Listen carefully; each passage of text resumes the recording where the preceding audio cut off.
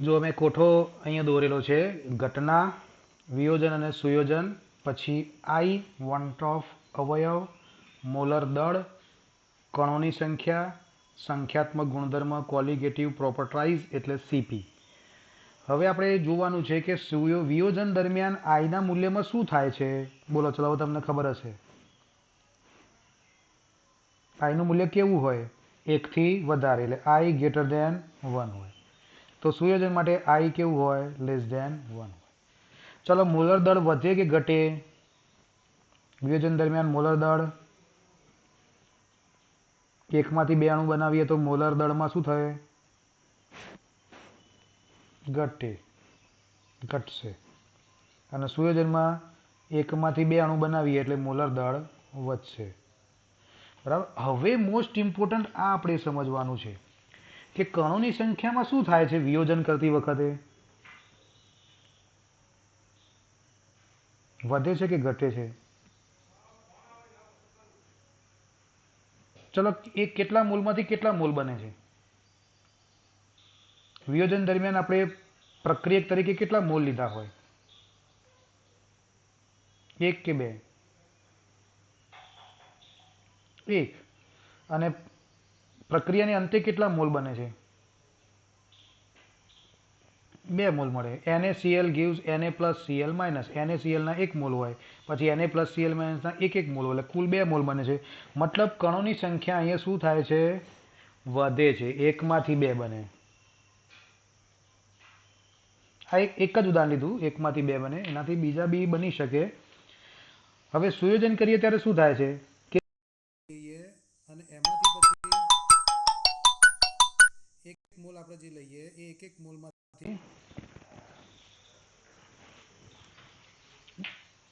एक मोल बने छे एक मोल एटले बे मोलमांथी एक मोल बने छे। मतलब अहींया शुं थाय छे घटे बेमांथी एक बने कणोनी संख्या एटले आना मोलर दળ અને કણોની સંખ્યા એકબીજાના વ્યસ્તમાં હોય છે। પછી સંખ્યાત્મક ગુણધર્મ લઈએ તો સંખ્યાત્મક ગુણધર્મ એક કણોની સંખ્યા આધારિત જ હોય એટલે અહીંયા શું થાય વધે અને અહીંયા શું થાય ઘટે। આ બે તો સિમિલર જ છે કણોની સંખ્યા અને સંખ્યાત્મક ગુણધર્મ બંને સરખા છે। तो सूत्र जुओ आई बराबर साप उपरथी सैद्धांतिक मोलर दળ भाग्या प्रायोगिक मोलर दળ અને મોલર દળની જગ્યાએ આપણે સંખ્યા લખવી હોય કણોની સંખ્યા તો પ્રાયોગિક કણોની સંખ્યા લખાય ભાગ્યા સૈદ્ધાંતિક કણોની સંખ્યા લખાય। પ્રાયોગિકના બદલે ચોપડીનો શબ્દ લખવો હોય તો અવલોકિત સંખ્યાત્મક ગુણધર્મ અને નીચે ગણતરી કરેલ સંખ્યાત્મક ગુણધર્મ।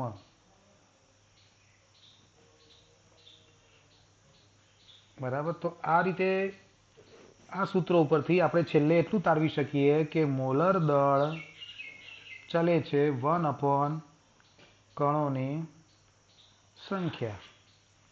बराबर तो आना आधारे तमने घणा बधा एमसीक्यू जे टफ एमसीक्यू कहेवाय छोकराओ माटे ए एमने क्लियर कट तमने आवड़ी जशे पण आ बरोबर मगजमां राखजो।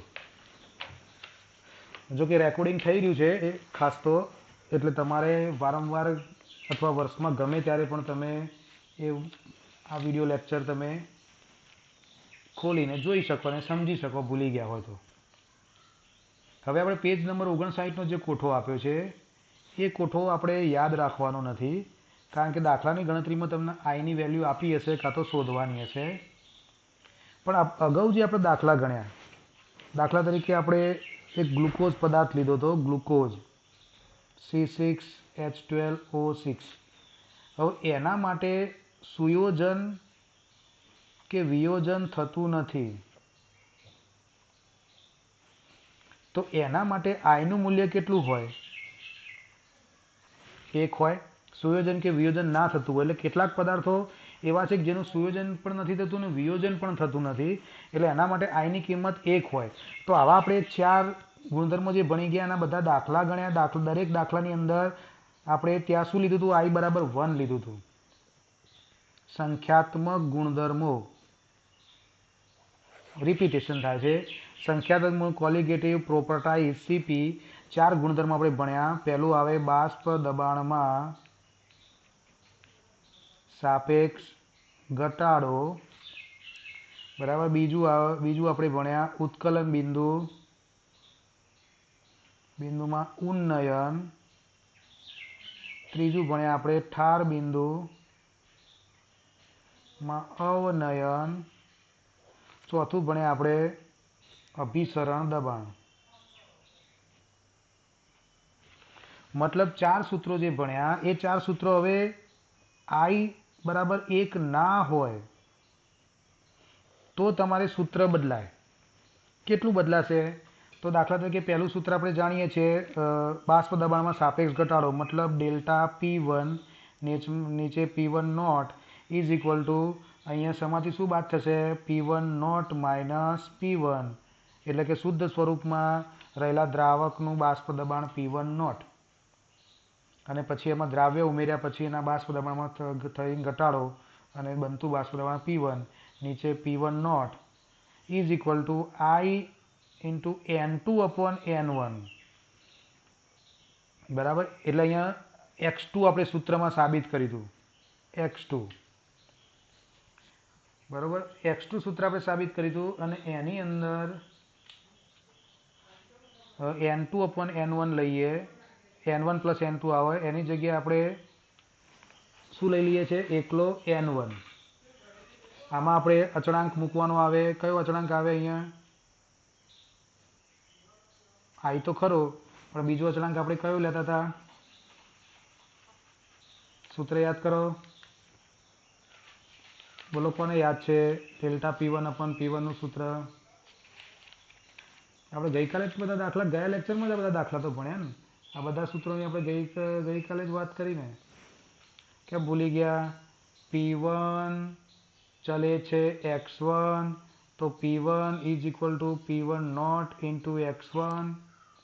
બરાબર, P1 નોટ આપણે અચળાંક લેતા હતા, પણ અહીંયા P1 નોટ x1 ની જગ્યાએ આપણે 1 માઇનસ x2 કિંમત લેતા હતા, જેના કારણે શું થતું હતું?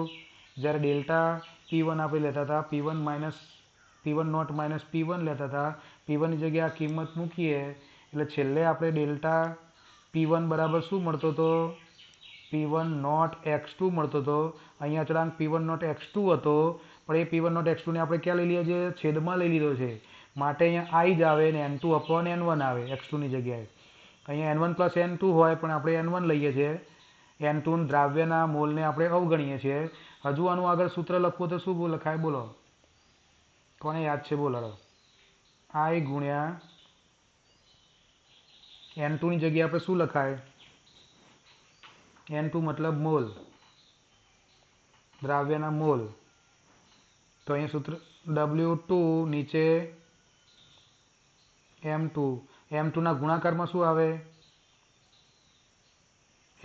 W1. યસ, અને ઉપર આપણે M2 આવે. N1 નું સૂત્ર મૂકીએ, N1 નું સૂત્ર W1 ભાગ્યા M1, સર M1 N1 ની જગ્યાએ આપણે W1 અને ઉપર આવી જાય M1, અને N2 ની જગ્યાએ ઉપર W2 નીચે M2 આવી જાય. આ આપણે સૂત્ર ભણ્યા હતા. એમાં ખાલી તમારે અહીંયા I ઉમેરવાનો થાય જ્યારે I ની કિંમત 1 ના હોય ત્યારે. I ની કિંમત જો 1 હોય તો આપણે અગાઉના બધા દાખલામાં I ની કિંમત 1 હતી, મતલબ સુયોજન કે વિયોજન થતું નહોતું, એટલે અહીંયા I લખતા જ નહોતા. હવે આ પહેલું સૂત્ર થઈ ગયું. ચલો એ જ રીતે બીજું સૂત્રની પણ રિવિઝન કરી દઈએ. બીજા સૂત્રમાં આપણે કયું લઈએ છીએ? ઉત્કલન બિંદુ ઉન્નયન. તો delta temperature of boiling point ઉન્નયન ઇઝ ઇક્વલ ટુ I ગુણ્યા બોઇલિંગ પોઈન્ટ અચળાંક KB ઉન્નયન અચળાંક, મોલલ ઉન્નયન અચળાંક, અને ગુણ્યા M આવે, મોલાલિટી આવે. આનું સૂત્ર આગળ લખવું હોય તો I ગુણ્યા KB ગુણ્યા M ની કિંમત આવે 1000 ગુણ્યા W2 નીચે આવે M2 ગુણ્યા W1. મતલબ દ્રાવકનું દળ નીચે આવે, દ્રાવ્યનું દળ ઉપર આવે. અહીંયા દ્રાવ્યનું આણ્વીય દળ. આ ડેલ્ટા TB નું સૂત્ર છે. આમાં I વધારાનો આવી ગયો. પછી ત્રીજું સૂત્ર ઠાર બિંદુવાળું, તો delta TF freezing point I into freezing અચળાંક, બરાબર, મોલલ અવનયન અચળાંક KF ગુણ્યા M.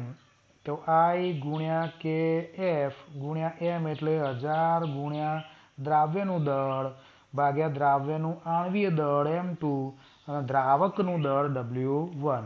આ ડેલ્ટા TF થઈ ગયું. હવે ચોથું પણ ભેગામાં ભેગું લઈ લઈએ. ચોથું એટલે અભિસરણ દબાણ. અભિસરણ દબાણ મતલબ પાઈ. પીવી બરાબર એનઆરટી. અહીંયા એનની જગ્યાએ N2RT અને નીચે પીની જગ્યાએ પાઈ લીધું છે, વી નીચે લાવી દીધો છે અને અહીંયા આઈ વધારાનો મૂકવાનો થાય. એટલે આનું સૂત્ર બી લેવું હોય તો આઈ ગુણ્યા શું આવે, N2 ની જગ્યાએ દ્રાવ્યનું દળ W2 આવે ગુણ્યા R આવે ગુણ્યા T આવે. ઉપર N2 નું સૂત્ર લખીએ છીએ એટલે દ્રાવ્યનું દળ, નીચે દ્રાવ્યનું આણ્વીય દળ M2 આવે. ફરી સૂત્ર યાદ કરી દઉં, N બરાબર મમ્મી બરાબર ના small m upon capital M. Small m મતલબ દ્રાવ્યનું દળ, કેપિટલ M મતલબ દ્રાવ્યનો આણ્વીય દળ. અહીંયા દ્રાવ્યનો આણ્વીય દળ તરીકે આપણે શું લઈએ છીએ, W2 લઈએ છીએ. દ્રાવક માટે W1 લઈએ છીએ એટલે W2 નીચે M2 મૂકાઈ ગયું અને બાકી જે વધ્યું એ V. તો આ ચાર સૂત્રો એના એ જ વસ્તુ છે, ખાલી એની અંદર વોન ટોપ અવયવ આઈ ઉમેરી દેવાનો છે. બરાબર. હવે આપણે મોસ્ટ ઇમ્પોર્ટન્ટ બે દાખલા ગણીએ. બરાબર. બંને દાખલા ગણતા થોડો ટાઈમ લાગશે, કદાચ ત્રીજી વખત લિંક આપણે જોઈન કરવી પડશે, પણ કરી દેજો. જો પતી જાય તો કોઈ વાંધો નથી. હવે કોયડો 2.12. બરાબર. એની રકમ હું લખવાનો ટાઈમ બગાડતો નથી, પણ તમને રકમ હું વાંચી સંભળાવું છું અને એક એક કરીને વાંચું ને તમારે એનો સંકેત કહેવાનો છે. ચાલો, પહેલું લખ્યું છે 25 ગ્રામ બેન્ઝીનમાં ઓગાળેલ 2 ગ્રામ બેન્ઝોઇક એસિડ. 25 ગ્રામ બેન્ઝીનમાં ઓગાળેલ 2 ગ્રામ બેન્ઝોઇક એસિડ. ચલો, બેન્ઝીનનું આણ્વિક સૂત્ર C6H6, બેન્ઝોઇક એસિડનું C6H5COOH. બરાબર. સ્ટ્રક્ચર લખવું હોય તો ઉપર COOH આવે, નીચે બેન્ઝીન રિંગ આવે. બરાબર. સૂત્ર ના આપ્યું હોય તો બી તમને આવડવું જોઈએ. 12માં ભણતા વિદ્યાર્થીને આવા સૂત્રો આવડતા હોવા જોઈએ. ચલો, આની આગળ કયો સંકેત લખાશે, W1. અહીંયા કયો લખાશે, W2. કારણ કે આ શું છે, દ્રાવ્ય છે અને આ શું છે, દ્રાવક છે. આમાં દ્રાવ્યનું પ્રમાણ ઓછું જ હોય. બરાબર. અને ઓછું હોય W2 ગણાય અને પહેલું હોય W1 ગણાય. હવે આગળ વાત લખી છે ને કે ઠાર બિંદુમાં અવનયન. ચલો, ઠાર બિંદુમાં અવનયન એટલે કયો સંકેત આવશે, ડેલ્ટા TF ફ્રીઝિંગ પોઈન્ટ. ઠાર બિંદુમાં અવનયન જેની કિંમત 1.62 K આપી છે. K મતલબ કેલ્વિન. બરાબર. ઠાર બિંદુમાં અવનયન દર્શાવે છે. પછી આગળ લખ્યું છે બેન્ઝીન માટે મોલલ અવનયન અચળાંક. મોલલ અવનયન અચળાંકનું સંજ્ઞા શું થશે, બોલો, KF. એનો એકમ શું થાય, K kilogram into mall inverse. આ કોનો એકમનો વ્યસ્ત છે, મોલાલિટીનો વ્યસ્ત છે. મોલાલિટી એકમનો વ્યસ્ત, કારણ કે એને છેદમાં લઈ જવું પડે એટલે મોલ ઉપર હતા એ ઇનવર્સમાં જતા રહ્યા, કેજી નીચે હતા એ ઉપર આવી ગયા, કેલ્વિન તો ખ્યાલ આવી જાય.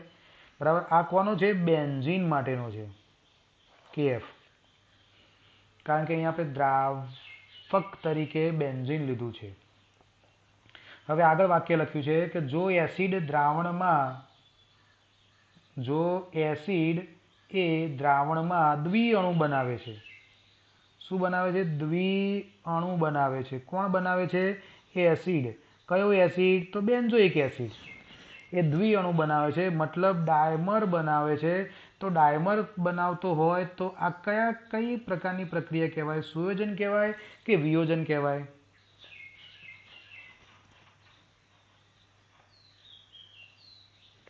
સુયોજન કહેવાશે. બરાબર. અને શું કહેવાશે, સુયોજન કહેવાશે, કારણ કે ડાયમર બને છે અને સુયોજન બને છે. એ સુયોજનના આપણે શું શોધવાના છે, તો એસિડનું કેટલા ટકા સુયોજન થયું હશે, મતલબ ટકા શોધવાના છે, પર્સન્ટેજ શોધવાના છે.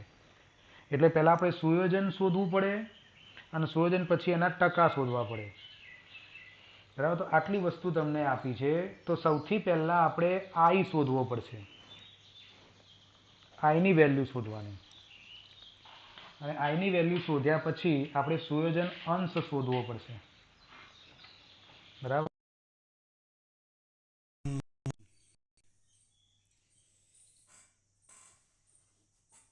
એક જ મિનિટ.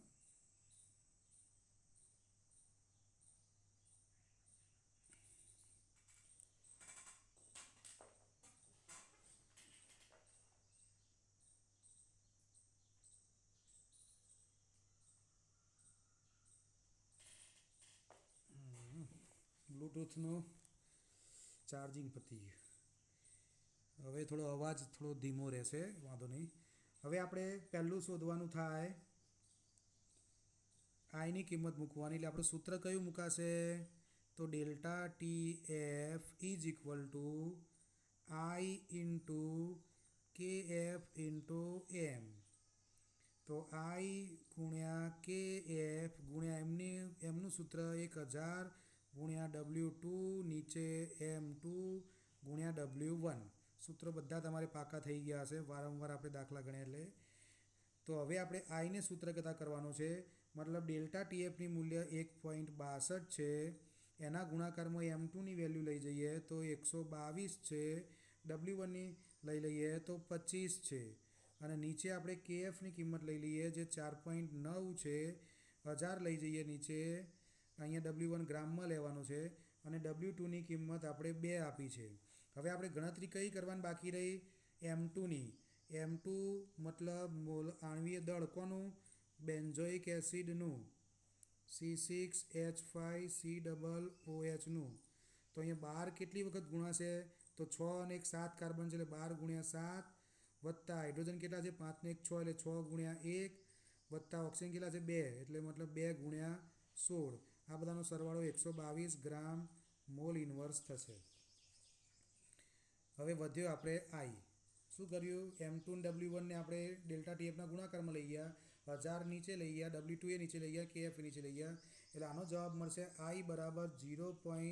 ચલો એ મને પહેલાં કહો કે અહીંયા આઈની વેલ્યુ કેવી આવશે? આનો જવાબ 1 કરતાં મોટો આવશે કે 1 કરતાં નાનો આવશે? નાનો આવશે સર. હા, કારણ કે શું સુયોજન થયેલું છે, બરાબર. એટલે આઈની કિંમત હંમેશા 1 કરતાં નાનું જ હોય. એટલે ઘણા ઉતાવળિયા 1 કરતાં મોટો જવાબ લાવી દે, પણ એટલું વિચારે નહીં કે સુયોજન છે એટલે એની કિંમત 1 કરતાં નાની જ આવે. તો અહીંયા આવશે 0.541, 0.5041 જેટલો જવાબ આવે છે. વન ટોપ અવયવ આઈ. એટલે સુયોજન થાય છે એટલે 1થી હંમેશા ઓછી જ કિંમત આવે, i < 1 જ આવે. આપણે ટેલી કરતા રહેવાનું. હવે હું તમને એક નવું સૂત્ર શીખવાડું છું, સુયોજન અંશ, જે તમારી બુકમાં નથી પણ સૂત્ર આવતું હતું જૂના સિલેબસમાં, જૂના કોર્સની અંદર સુયોજન અંશની સંજ્ઞા x આપવામાં આવતી હતી, બરાબર. x યાદ નહીં રાખો ચાલશે, પણ સુયોજન અંશ અને વિયોજન અંશના 2 સૂત્રો આવતા હતા. એ તૈયાર સૂત્ર કરવાથી તમારે જે ગણતરી ચોપડીમાં ઓકવર્ડ થઈ જાય છે એ તમારે બહુ સિમ્પલ થઈ જશે, એટલે કે ઇઝી થઈ જશે. જો એ અને યાદ રાખવું બી સિમ્પલ છે કે છેદમાં આવશે n-1 અને અંશમાં આવશે n અને 1 - i. હવે 1 - i કેમ લીધા? તો અહીંયા આઈની કિંમત 1 કરતાં કેવી છે? નાની છે, એટલે 1માંથી આઈને બાદ કરવો પડે. અને જ્યારે વિયોજન લઈશું ત્યારે શું આવશે? આઈમાંથી 1 બાદ કરીશું, અને એમાં આગળ n નહીં આવે. વિયોજન અંશનું સૂત્ર શું થશે? એની સંજ્ઞા આલ્ફા આપેલી છે જૂના કોર્સીસમાં, ત્યાં i-1 લેવામાં આવે, છેદમાં n-1 કોમન છે. અહીંયા i > 1 હોવાથી આઈમાંથી 1 બાદ કરવાનો થાય. એ તો તમને ખબર પડે, વિયોજનમાં આઈની કિંમત 1 કરતાં મોટી હોય એટલે, બરાબર. આ બંને સૂત્રો તમારે ખાસ મગજમાં રાખશો તો દાખલો બહુ ઇઝીલી રીતે પતી જશે.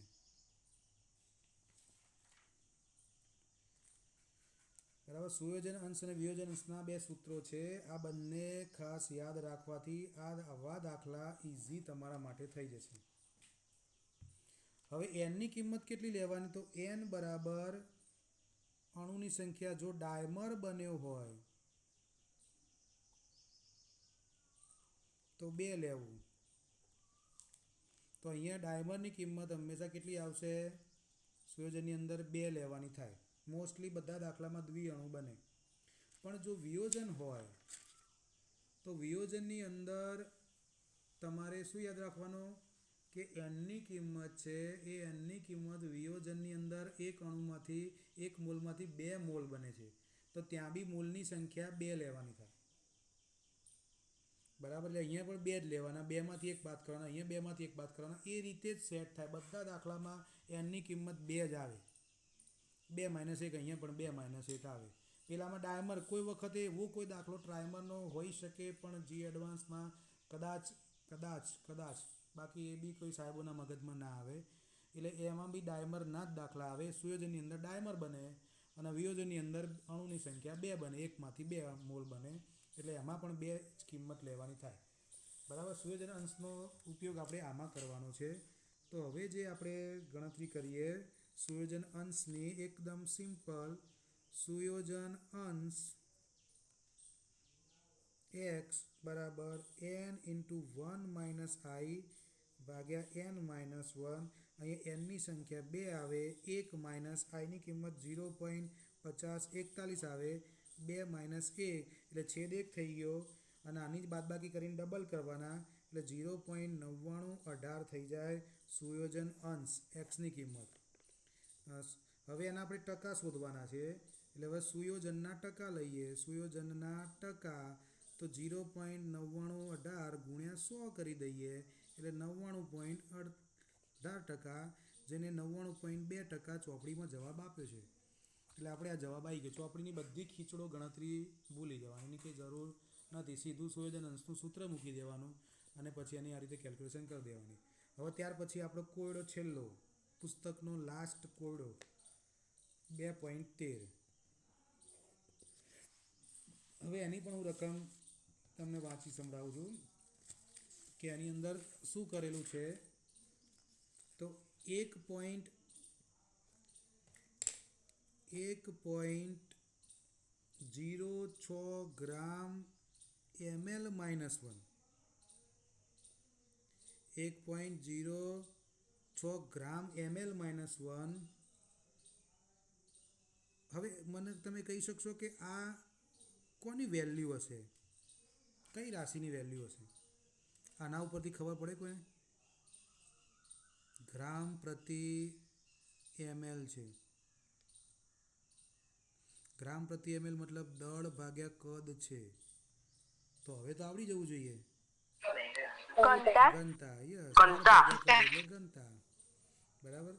તો આ જે સંકેત છે ઘનતા છે, એટલે એવું લખ્યું છે કે 1.06 ગ્રામ ml - 1 ઘનતા ધરાવતા 0.6 ml એસિટિક એસિડ એટલે CH3COOH ને 1 લિટર પાણીમાં, 1 લિટર પાણી એટલે H2Oમાં ઓગાળવામાં આવ્યો.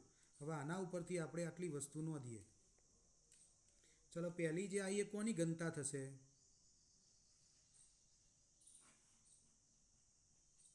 આ કોની ઘનતા હોય?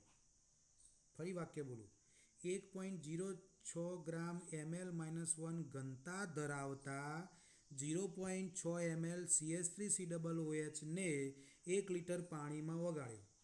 તો આ ઘનતા કોની? W2. એ નહીં, ઘનતા કોની? ફરી વાક્ય વાંચું. 1.06 ગ્રામ ml - 1 ઘનતા ધરાવતા 0.6 ml એસિટિક એસિડને 1 લિટર પાણીમાં ઓગાળ્યો. તો આ ઘનતા કોની ગણાય? પાણીની કે એસિટિક એસિડની? એસિટિક એસિડની. હા, લખ્યું છે ને સ્પષ્ટ. ઘનતા ધરાવતા 0.6 ml એસિટિક એસિડ એટલે આ થઈ CH3COOH ની ઘનતા અને આ થયું CH3COOH નું કદ થયું. W2 નથી, એના ઉપરથી આપણે શું કરવું પડશે? W1 ગણવો પડશે. W1 ગણવો પડશે ઘનતા ઉપરથી. બરાબર, આ બે વિગત ઉપરથી તમારે W1 ગણવાનો થાય. હવે 1 લિટર છે એટલે 1 લિટર કોનું છે? H2O નું કદ છે. હવે H2O ની ઘનતા આપણે જાણીએ છીએ, આગળ શીખી ગયા કેટલી હોય, વિશિષ્ટ ઘનતા પાણીની 1 હોય, 1000 કિલોગ્રામ પ્રતિ મીટર ક્યુબ હોય, બરાબર. એટલે એની 1 લીટર જે છે એ કોના બરાબર થવાનું, 1000 ગ્રામ બરાબર થવાનું. 1 લીટર મતલબ 1000 લીટર બરાબર 1000 ગ્રામ થવાનું. તો આ 1000 ગ્રામ આપણે કેમ લીધું, કારણ કે અહીંયા આપણે મોલાલિટીની જરૂર પડવાની છે.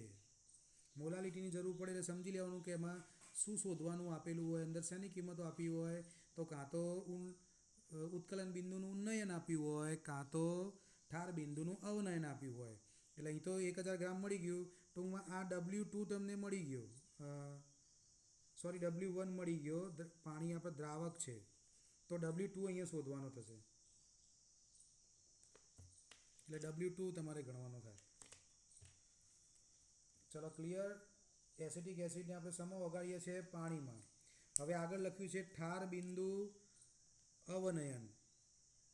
ઠાર બિંદુ અવનયન અચળાંક કેટલો આપ્યો છે, 0.0205 અંશ સેલ્સિયસ આપ્યો છે, જેને આપણે કયો સંકેત કહીશું, ડેલ્ટા ટેમ્પરેચર ઓફ ઠાર બિંદુ છે એટલે F, ડેલ્ટા TF. પછી અવલોકિત કરવામાં આવ્યું તો વોન્ટ ઓફ અવયવ એટલે કે I અને એસિડનો વિયોજન અચળાંક શોધો. I બરાબર શોધવાનો અને વિયોજન અચળાંક શોધવાનો છે. હવે હું આખી રકમ ફરી બોલી દઉં છું કે 1.06 ગ્રામ ml-1 ઘનતા ધરાવતા 0.6 ml એસિટિક એસિડને 1 લીટર પાણીમાં ઓગાળવામાં આવ્યો. તો ઘનતા થઈ એસિટિક એસિડની, એનું કદ થયું 0.6 ml અને 1 લીટર પાણીમાં ઓગાળ્યું તો 1 લીટર પાણી બરાબર 1000 ગ્રામ થાય, કારણ કે પાણીની ઘનતા અહીંયા 1 ગણાય, 1 ગ્રામ પ્રતિ ml, 1 ગ્રામ પ્રતિ ml અથવા તો 1000 કિલોગ્રામ પ્રતિ મીટર ઘન અથવા તો વિશિષ્ટ ઘનતા 1 કહેવાય. એટલે પાણીમાં જેટલા લીટર હોય એટલા જ ગ્રામ હોય. જ્યારે આમાં 0.6 ml હોય તો 0.6 ગ્રામ આપણે લઈ શકતા નથી. કેમ લઈ શકતા નથી, કારણ કે એની ઘનતા આપી છે. આપણે ઘનતા ઉપરથી શોધવું પડશે, બરાબર. કઈ રીતે શોધવાનું એ આપણે અગાઉ એક દાખલામાં શીખી ગયા છીએ, આજે ફરી શીખીશું. ત્યાર પછી આગળ શું લખ્યું છે, ઠાર બિંદુમાં અવનયન અચળાંક 0.0205 અંશ સેલ્સિયસ છે. તો વોન્ટ ઓફ અવયવ અથવા એસિડનો વિયોજન અચળાંક શોધો. અહીંયા KFની વેલ્યુની જરૂર પડશે. KFની વેલ્યુ અહીંયા કોની લેવી પડશે, પાણીની. અને કેટલી યાદ રાખવાની આપણે, બોલો કેટલી, 1.86 KG mall inverse, mall inverse, બરાબર. હવે આપણું સૂત્ર, ચલો પહેલું સૂત્ર શું લખીશું, બોલો ચલો ઝડપથી. કયું સૂત્ર લખાય, આ ઉપરની વિગત આપી એના ઉપરથી. ડેલ્ટા TF બરાબર, બોલો, I ગુણ્યા KF અચળાંક ગુણ્યા શું આવે અહીંયા, 1000, ના 1000 તો પછી મોલાલિટી આવે. શું આવે, મોલાલિટી. ચલો સરસ, ગુડ, આવડે છે. KF ની કિંમત 1.86 ગુણ્યા એમની જગ્યાએ કિંમત મુકાય, એમની જગ્યાએ કિંમત તમારે મુકાય એક જ સૂત્ર 1000 ગુણ્યા W2 એટલે કોનું વજન, દ્રાવ્યનું વજન, M2 એટલે દ્રાવ્યનું આણ્વિક દળ ગુણ્યા દ્રાવકનું બી દળ, મોલાલિટી છે એટલે W1. આ બધું ગ્રામમાં હોય. અહીંયા ડેલ્ટા TF. હવે આના ઉપરથી આપણે I ની કિંમત શોધવાની છે. તો પહેલાં ડેલ્ટા TFની કિંમત મૂકીએ તો 0.0205 છે. હવે એ સેલ્સિયસમાં છે તો આના કેલ્વિન કેટલા લખવાના, બોલો, અમે ચર્ચા કરી કાઢી છે, કોણ કહેશે, બોલો. 0.0205 એટલા ને એટલા જ આવશે, કારણ કે તફાવત છે એટલે તફાવતમાં સેલ્સિયસમાં હોય એટલો જ તફાવત કેલ્વિનમાં આવે. સીધી વસ્તુ છે. 100 અંશ સેલ્સિયસ હોય અને 200 અંશ સેલ્સિયસ વધીને બનતો હોય તો 100 અંશ સેલ્સિયસના કેલ્વિન 373 થાય અને 200ના થાય 473, પણ બેનો ડિફરન્ટ તો 100 જ રહે અને 100માંથી 200 બને એટલે સેલ્સિયસમાં ડિફરન્ટ એ 100 રહે બરાબર. એટલે સેલ્સિયસ અને કેલ્વિન બંને સરખા હોય.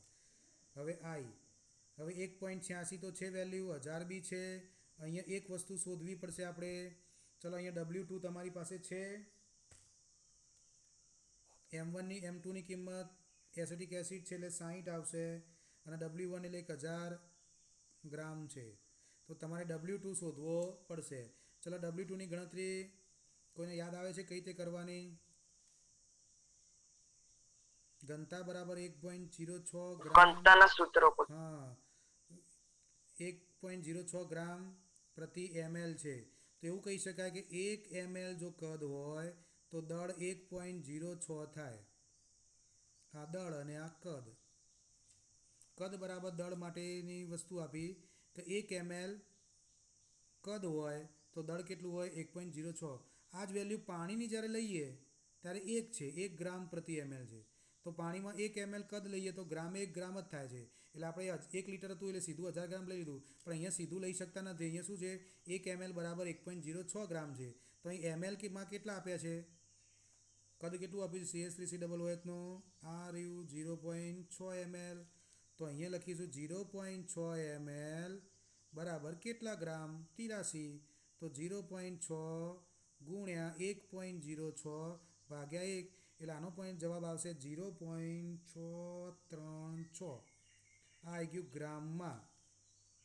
એટલે એ કિંમત અહીંયા મૂકી દઈએ 0.636. આના ઉપરથી આઈની કિંમત સૂત્ર કરતાં કરીને શોધીએ તો આઈની કિંમત બોલો અહીંયા કેવી આવી જોઈએ? એક કરતાં વધુ આવી જોઈએ કે ઓછી આવી જોઈએ? અહીંયા શોધવાનું શું છે? ઓછી. વિયોજન અચળાંક શોધવાનો છે. તેની કિંમત 1 કરતાં વિયોજન અચળાંકમાં કેવી આવે કિંમત? 1 કરતાં ઓછી કે વધુ? ઓછી. ઓછી. વિયોજનમાં આઈની કિંમત વધુ. વધુ ભૂલી ગયા. વિયોજન અચળાંક એટલે એનો જે મોલેક્યુલર પ્રાયોગિક આણ્વિક દળ છે એ ઘટે અને સાપ સૂત્ર પ્રમાણે એ નીચે આવે બરાબર. એટલે આઈની કિંમત 1 કરતાં મોટી આવે એટલે 1.041. I is equal to 1.041. I greater than 1 આવે વિયોજન છે એટલા માટે બરાબર. વિયોજન છે એટલા માટે I બરાબર 1 એટલે 1.041 આઈની વેલ્યુ થઈ બરાબર. હવે આપણે બીજી ગણતરી વિયોજન અંશ. વિયોજન અંશ એટલે આલ્ફા. શું સૂત્ર મેં લખાયું હતું કે આઈની કિંમત 1 કરતાં મોટી છે એટલે I-1 નીચે n-1. આઈની કિંમત આપણે કેટલી લાયા? 1.041 -1. એનની કિંમત 2 બરાબર. એટલે અહીંયાનો જવાબ આવશે 0.041 આલ્ફા વિયોજન અંશ બરાબર.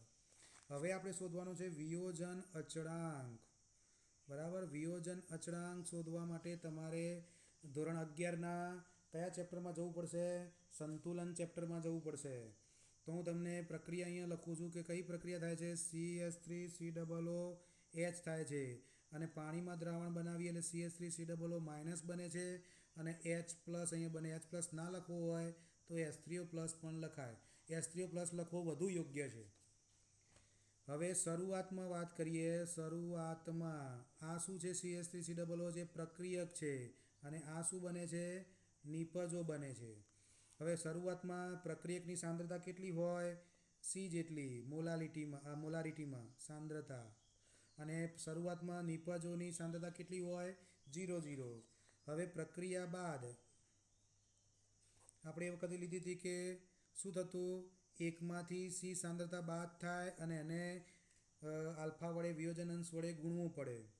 તો અહીંયા સીધી સાંદ્રતા પણ કેટલી? આલ્ફા વડે ગુણેલી.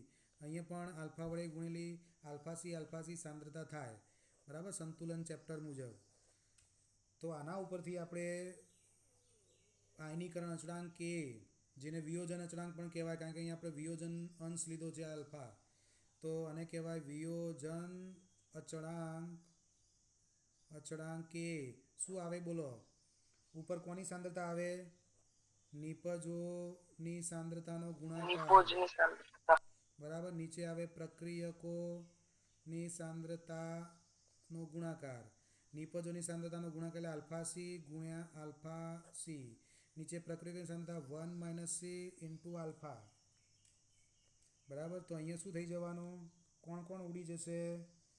તો એક સી ઉડી એક આલ્ફા ઉડી જશે, એક આલ્ફા ઉડી જશે. પણ અહીંયા આલ્ફા